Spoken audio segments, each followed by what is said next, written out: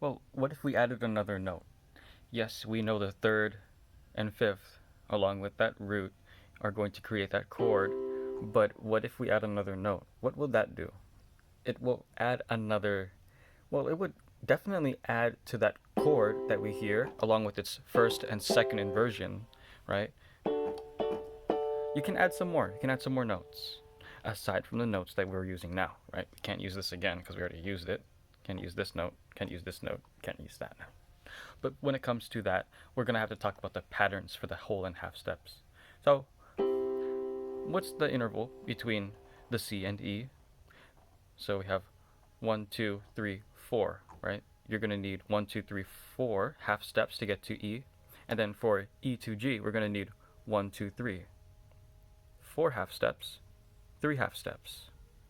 So depending on how many half steps we're going to need for the next note, what pattern would we use? So if we're going to go to 4 half steps, right? The same number of half steps which got from C to E, 1, 2, 3, 4, right? And then we're just going to leave this alone. 1, 2, 3. 1, 2, 3, 4 is going to give us this B.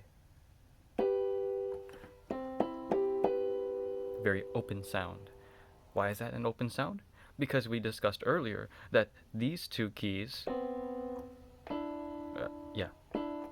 actually, these two are very closed, but they can give a little bit of openness if you put it on one octave away. Not like this. But you can get that same sound, right, with the different inversions. We'll demonstrate that right away. So, first inversion of that is going to sound like this, right? Second inversion, the third inversion is like that. Different sounds, right?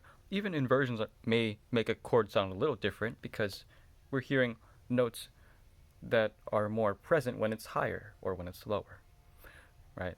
We're going to go ahead and talk more about the seventh, right? The dominant seven.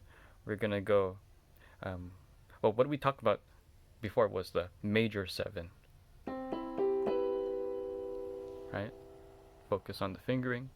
And when we have the major, or rather the dominant seventh, we're going to go with having 3 half steps, 1, 2, 3, from the fifth to this. This is called the seventh.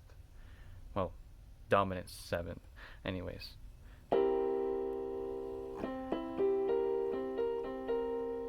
Remember where that placement is in the pattern. And then we're going to go ahead and have the inversion. First inversion, second inversion, third inversion. So with this, in this case, we can have 3 inversions because there's 3 different combinations we can use. We can adjust some chords just by these what do you call them? By the third and fifth. So if you raise the fifth to 1 half step, you're going to get the augmented, C augmented, right? Has a little bit inconclusive question mark. Same with inversions.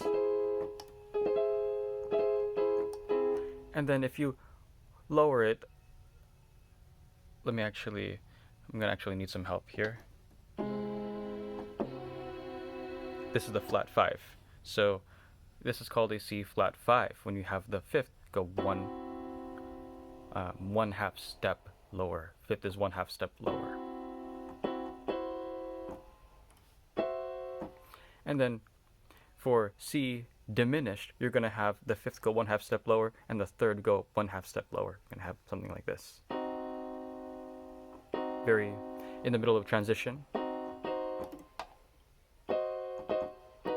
Wait, one more time.